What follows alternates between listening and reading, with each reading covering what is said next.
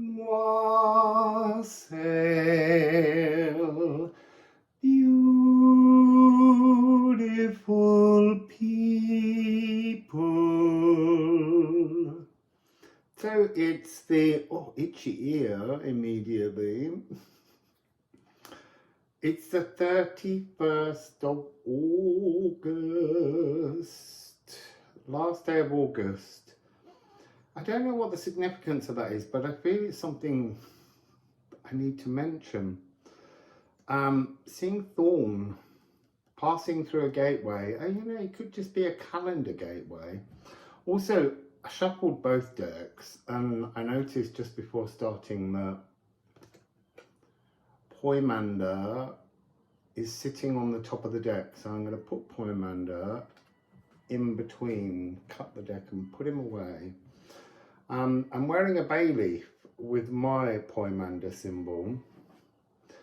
Bay leaves are traditionally seen as something that brings prosperity and abundance, so it's to allow me to receive prosperity and abundance and to prompt you to send me some. So let's begin apparently with the Liffruma Healing deck, which you can purchase if you'd like a copy. It's a 78 card Anglo-Saxon rune deck on liffruma.com. So, sorry, I'm already sitting in here. I'm seeing somebody sweeping, cleaning energies. Maybe that's what this is to do with, cleaning up energies in preparation for the 9-9 portal. I'm obsessed with the 9-9 portal, but it keeps making itself known. It's a new opportunity coming in.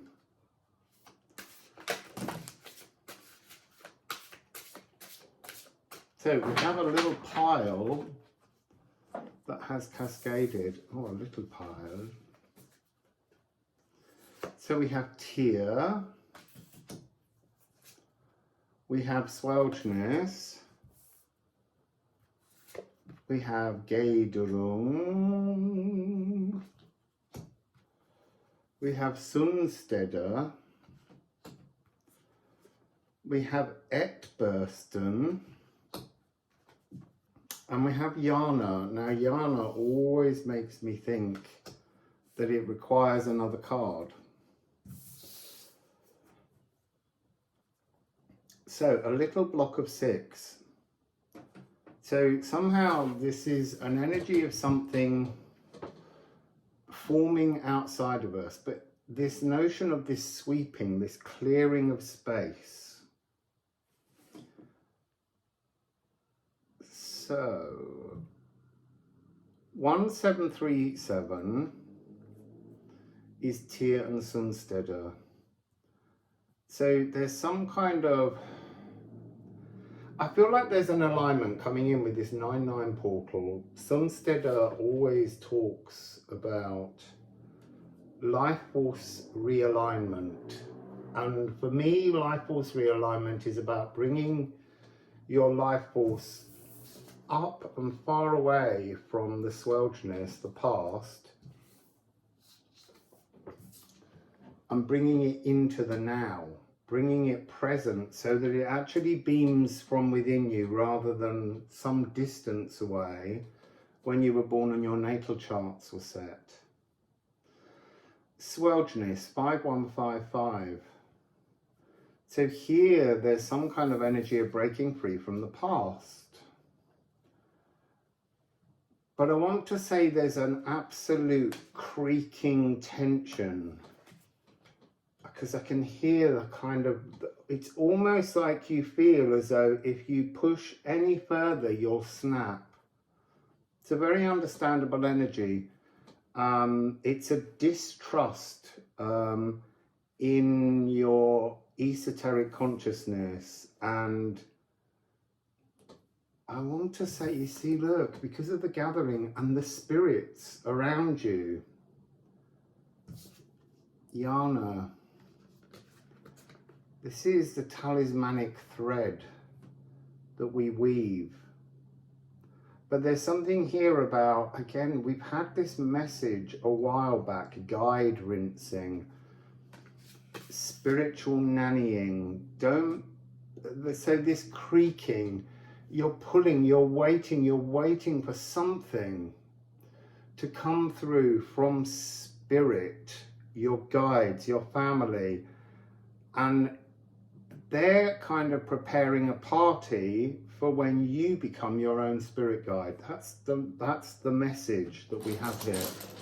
Let's just get some ceramics.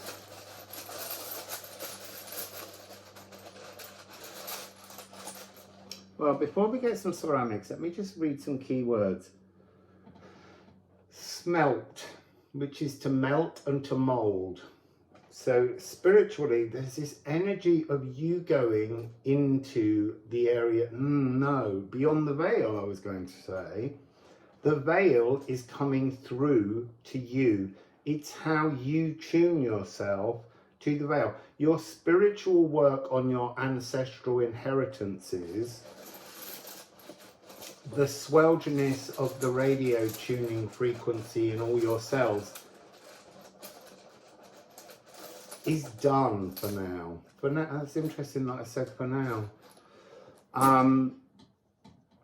You're being asked to align your authenticity into the now so that you can be gifted with something new. They're not telling me yet. That's the Yana energy. To break free from the stories of the past and to go as a spiritual warrior up into the etheric realms to discover more of your, well, authenticity, but also your spiritual inheritance. Let's put it that way. So here we have Condal. This is that energy up there. It's not the candle down here that you've been working on as your spiritual pathway. This is Condal. This is much bigger. This is your divine sequencing.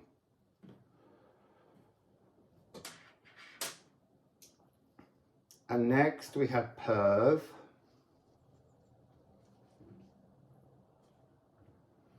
So Perv is the pear tree. The pear tree card speaks of a cosmic fruit. Oh, you see, a cosmic fruit. That was yesterday's, or was it the day before? I think it was the day before. That was column 5. I knew I was going to pull my leaf off at some point because I can't stop touching my heart. I'm going to put it just here so that I can witness it and remember it. Yes, the pear tree is the ripened fruit that the cosmos wants you to take, and this is the fruit just behind the veil. But I get this sense of almost like a giant watermelon rolling in and it becoming the form of your aura and waiting for you to tune in to the edges of this vast cosmic offering. It is a cosmic offering. See, it's an opalagu. What is an opalagu? Opalagu means cloak, cape. It also means higher ocean, higher cosmic body of water, body of consciousness. This is what's rolling in. It feels like it will roll in tomorrow. So prepare yourself for some kind of energetic sensation. Yeah, and 26. This is ash, the ash tree, your personal Yggdrasil tree. Your personal growth is being gifted with a vast cosmic pear that's coming in, and it's giving you a 9-day period, a divine 9, to begin to expand your energy out towards the edges of this new cosmic learning opportunity, growth opportunity. So I'm getting this, it's not quite ley lines. It seems to be, it's like the dragon lines, but it's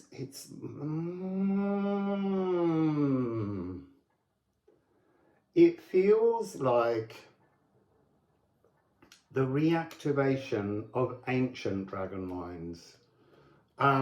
Energy frequencies long forgotten. So the reason it came through as ley lines is because when ley lines were worked out, that was the current frequency. It's like a whole new network of ley lines is coming, is awakening. So let's go with, I want to go with that, but there's something about them saying cut the deck, the Liffruma deck. So I'm gonna, I drop. Oh, you see the same, look at the bottom card. Oh. I was resisting it. They were like, it's the bottom card. And I was like, no, I want to cut. Idel. This is your true legacy coming through now. We are all married, tied to our cosmic. So there's an energy here of binding, being bound at birth to this legacy, but there's something about how that legacy has, through the motion of time from your birth to now, been tangled, distorted, and this is an opportunity to realign, to align for the first time with this deeply magical truth. So what is this legacy? Let's go into the Musical Alchemy of Astrology deck. This one's not quite ready for publication yet, but we are getting there. I was hoping to get it ready so that you could all buy it at Christmas, but I'm not sure that's going to happen. But I just trust. We've got Crocus of Venus. There couldn't be a more obvious card that's talking about this marriage, this energy, this binding of hands with your cosmic destiny. It's almost like it's between these hands is your contract, and you're bound by that contract. And until you are ready to open and see, it almost feels distant and hidden. You can't work out what this contract is, but it will sprout piece by piece as you unlock and get prepared to open and find the truth within. So we have that binding, we have this energy as well of, to me, the Crocus of Venus is the Ace of Cups in traditional tarot in many ways. It's pure divine inspiration. The palace of true reflections lies within. And that's a message we're getting all the time. It's like it's bound into all of your internal places within the darkness, because that's one of the big messages of this eclipse tunnel. So the palace of true reflections, entirely whole, soul mirrors, self-merged and completed, emotional ecstasy, alight with love.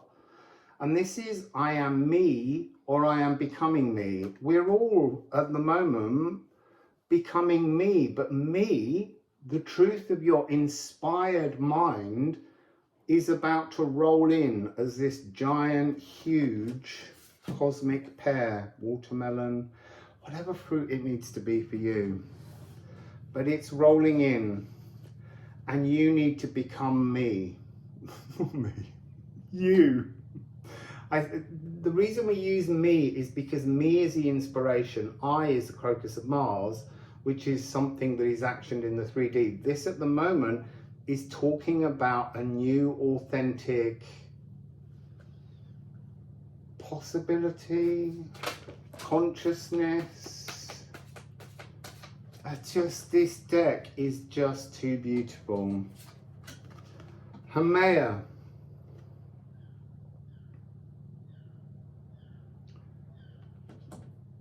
So Haumea is the Hawaiian goddess of creation.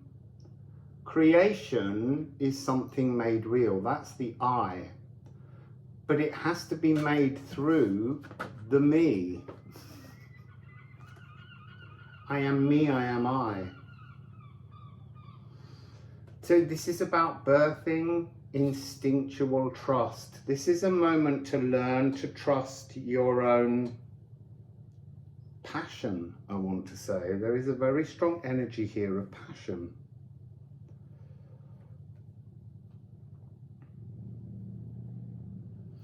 You see, this is 1213. So this 12 frequency here of the crocus of Venus is behind the veil, and as it rushes, as it breaks through and comes, you see, look, it's almost like it's presenting itself as an altar, on the altar of you. And you need to wire this in to your cells, into your body, into your 3D actionable space. It's fascinating because this eclipse tunnel, who knows when we get past Null Island and into the second half of the Janus Geminus, who knows whether that will be about the other energy, the I am I energy. It's just fascinating because obviously the total solar eclipse will be in Libra, and that will be about balance. But first, because we've got the lunar eclipse in Pisces, there's something we have to release. And I would say it's the narcissist fist of the past. But that's how we perceive it. We have to change our perception of our own past. In Norse mythology, there's no such thing as karma. Everything you did, you were meant to do. The Norns laid a tapestry out when you were born, and you have followed it. That does bring an energy of what is free will, but I leave that to you. So here we're birthing instinctual trust. We've got Sagittarius and Aquarius. So we've got mutable fire with fixed air. This is a chance for a huge expansion. As all that fixed air blows into the mutable fire, the flames are almost raging with soft joy, is what I'm sensing. They're aether. They're not burning you up, although you might feel quite warm internally as you expel.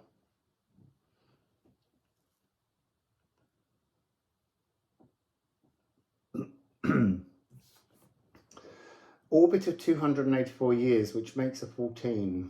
It's really interesting because that's the notion of destiny. 14 frequency is a destiny frequency that comes in. The balm of unyielding contractions. That's what this is. This energy, this crocus of Venus, this 9-9 portal is something coming from the cosmic birthing canal and entering into the collective. The door to the soul. True nature and fecundity. I am fallow or I am creative.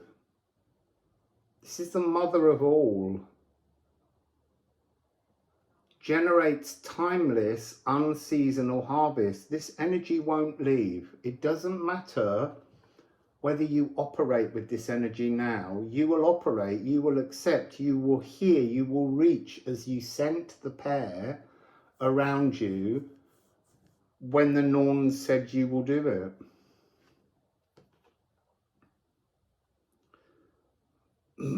So there's something here about exploiting endorphins. I want to say it's really important to give yourself time in this 9 days coming from tomorrow to prepare yourself for this if you want to engage with it immediately. So there's something here about an energy of eating and always being hungry and being lost inside the mundane aspects of life. Unless you can recognize that, you can't transform it. That's part of this swelchness energy. Let's get some more. Hang on, let me just look a bit more. F sharp, C and D. So this is Devil's Interval, C and F sharp. C being Mars, F sharp being Venus. So that's this energy.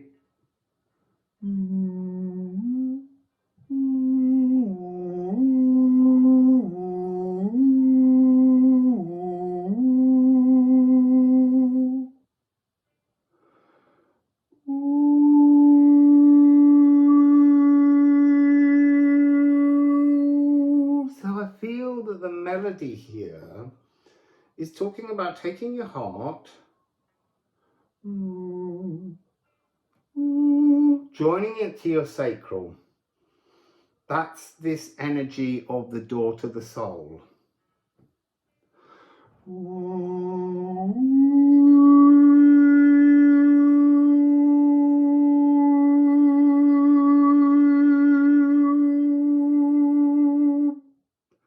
And then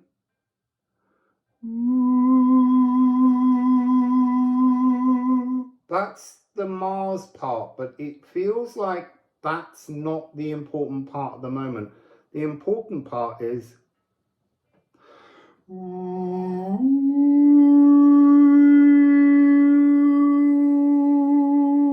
it feels like the C comes later, the birthing, the actioning. This is some kind of preparatory exercise. F sharp of the higher heart consciousness, the consciousness beyond the veil, the spiritual warrior of the galactic dimensions. That's what you're about to be presented with. Remembrances of galactic existences, this Ophalagu energy. This is an energetic gift given by the higher dimensions to your. It's almost like your personal Yggdrasil tree is about to fruit. I want to say with little tiny crab apples, just something that's not in the fullness yet of what will be. This is like the first fruiting. It's delicate, it's berry-like, it's small, but the energy behind it is huge.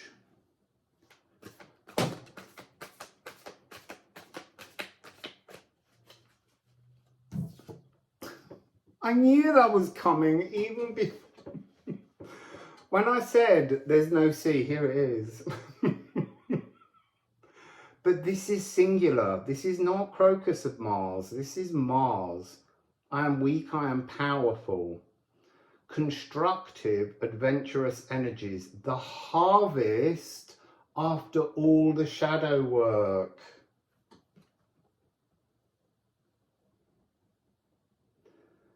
So when it's in the negative side, it has energies of anger, the desire to hurt, stressing the immune system, and a destructive rage through rash impatience.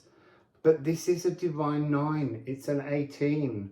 So it's almost like this is, I keep seeing this as a key. We had that reading a while back with conjunction, which is the Mars symbol without the arrowhead. That's just waiting for the door. You see, I want to say for the door to be open, but the door to this is all of your cells. See, all cells. But that's not the important note. It's a preparatory energy. You've got to let this Crocus of Venus, this Haumea energy, birth itself within your cells, inside you, in the darkness. That's this new message that's coming through. So the divine shine, I want to say, is not yet. You've got to learn to exist in a new energetic bubble. There's a card that's just taken off and gone right under the table, and one there face down.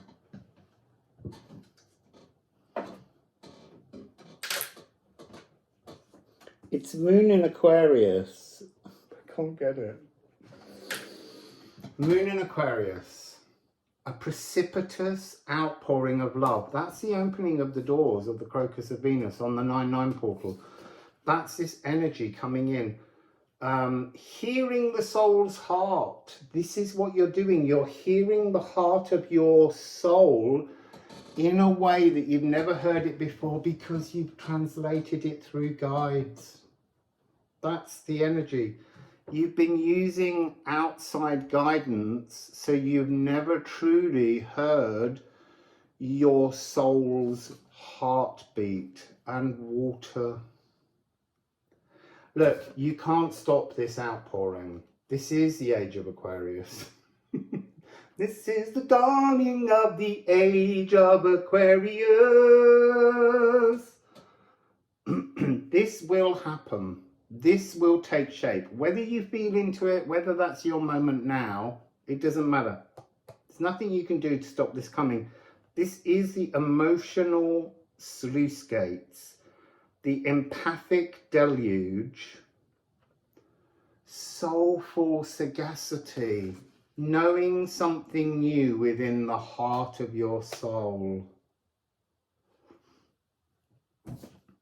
So I am unique. That's the thing. Look, we talk about the collective, we talk about the gathering, but in order to make the next step in the gathering frequencies that are taking shape now, we're going through a mini age of Aries. So a lot of the big planets, obviously Uranus went through Aries, bringing change to the collective. Jupiter's been through, and in 2026, well, it starts in 2025 when Neptune peeps in and goes back, and then in February 2026, Saturn and Neptune will have a conjunction at 0 degrees. So there is this energy which is about a mini age of Aries. Aries becomes the dominant frequency. I'm going to insert a picture here to show you the amount of time that different zodiac signs have planets in them, so that you can see the expansive quality heading towards Aries. In a mini age of Aries, it becomes about individual traits, not really a selfishness, although it can become a selfishness, but the need to discover your unique personality, your authenticity, and appreciating the absence of nonsense. What is the nonsense? It's the way in which we have fads and collective notions that we follow, ideas that we just jump on the bandwagon of. Find your truth. This is a climactic crescendo. And then water, I am needy or I am flowing. All the while you need, whether it be friends, family, or guides to agree with you, to show you something, all the while you are needy, you are not flowing. This is the energy. Flow into your authenticity. This is a realm, water, and it has, water has Pisces, so that has D sharp E flat of Neptune, and it has G of Jupiter. So it's a very expansive frequency, healing old traumas, and that's where we began. So the fog clearing from the ancestral traumas. And then we have Cancer, which is A, third eye, intuition in this realm. And then we have Scorpio, which is C sharp D flat of Pluto, and the C of Mars. It's a very, I see, I wanted to say dissonant, but that's not the truth. That's just a perception. It's a very emotional realm.